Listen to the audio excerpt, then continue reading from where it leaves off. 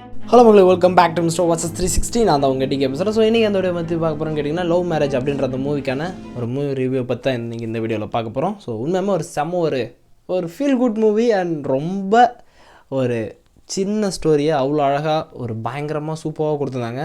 ஒரு நல்ல ஒரு ஃபீல் குட் மூவின்னு சொல்லலாம். எந்த ஒரு டென்ஷனும் இல்லாமல் ஃப்ளோவாக மூவியோட டைம் டியூரேஷனும் அப்படியே பக்காவாக சிங்க் ஆகி ஒரு நல்ல ஃப்ளோவில் ஸ்மூத்தாக போயிட்டு இருந்துச்சு. ஸோ செம்ம ஒரு ஹாப்பி எண்டிங் மூவின்னு சொல்லலாம். நல்லா இருந்துச்சு.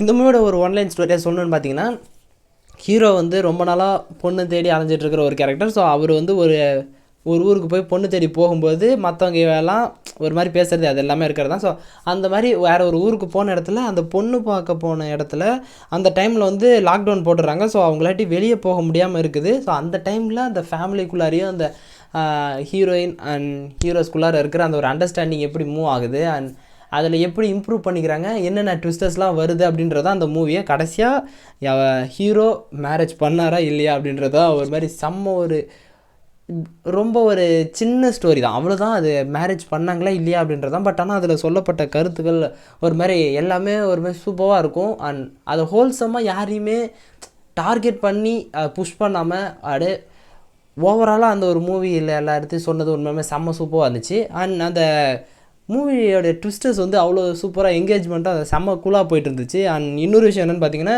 நம்ம சத்யராஜ் வந்து இதில் ஒரு கேமியோ ஒன்று கொடுத்துருப்பாப்புல. அவருடைய கேமியோ வந்து ஒரு சர்ப்ரைஸ்டு கேமியோனே சொல்லலாம்.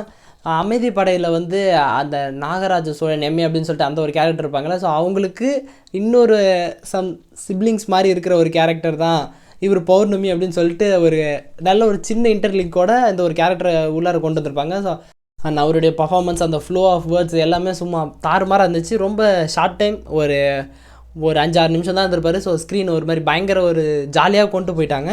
அண்ட் அதை தொடர்ந்து பார்த்திங்கன்னா அந்த ஒரு மூவியுடைய கண்டென்ட் ஃப்ளோவே, அதாவது ஒரு எப்படி பொண்ணு எக்ஸ்பெக்ட் பண்ணுறாங்க அண்ட் மற்றவங்களுடைய பெர்ஸ்பெக்டிவ்ஸ் எப்படி இருக்குது, மேரேஜ் அப்படின்ற ஒரு விஷயம் எப்படி நடக்குது, பட் ஆனால் ஆக்சுவலாக மேரேஜ் எப்படி நடக்கணும், அதாவது எந்த ஒரு ஆஸ்பெக்டில் நடக்கணும் அப்படின்ற மாதிரியான ஒரு விஷயத்தெல்லாம் நிறையா சொல்லி அந்த கடைசி எண்டிங் வந்து அவ்வளோ பர்ஃபெக்டாக முடிச்சிருப்பாங்க. ஏன்னா ஹீரோ வந்து மற்றவங்களுக்காக பண்ணுறாரு, ஃபேமிலி புஷ் பண்ணுறாங்க, ஊரில் கேட்குறாங்க அப்படின்றதுக்காக பண்ணுற ஒரு கேரக்டர், அதுக்காக தான் மேரேஜ் தேடி அலையிற ஒரு கேரக்டர்.